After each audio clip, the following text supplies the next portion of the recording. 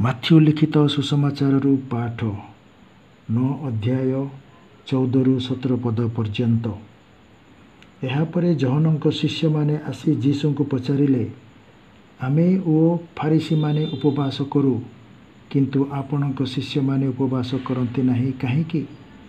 ଯୀଶୁ ସେମାନଙ୍କୁ କହିଲେ, ବର ସଙ୍ଗରେ ଥିବା ପର୍ଯ୍ୟନ୍ତ ବରଯାତ୍ରୀମାନେ କ'ଣ ଶୋକ କରିପାରନ୍ତି?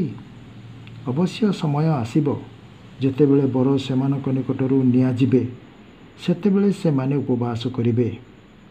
କୌଣସି ଲୋକ ନୂଆ ଲୁଗା ନେଇ ପୁରୁଣା ଲୁଗାରେ ତାଳି ପକାଏ ନାହିଁ, କାରଣ ଏହା ପୁରୁଣା ଲୁଗାକୁ ଚିରିଦିଏ, ଫଳରେ ଚିରାଟି ଆହୁରି ବଡ଼ ହୋଇଯାଏ।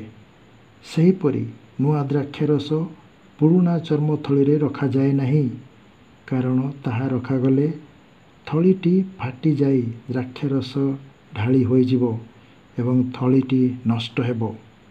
ନୂଆ ଦ୍ରାକ୍ଷାରସ ନୂଆ ଚର୍ମଥଳିରେ ରଖାଯାଏ, ତାହା ହେଲେ ଉଭୟେ ସୁରକ୍ଷିତ ରହନ୍ତି। ପ୍ରଭୁଙ୍କର ସୁସମାଚାର।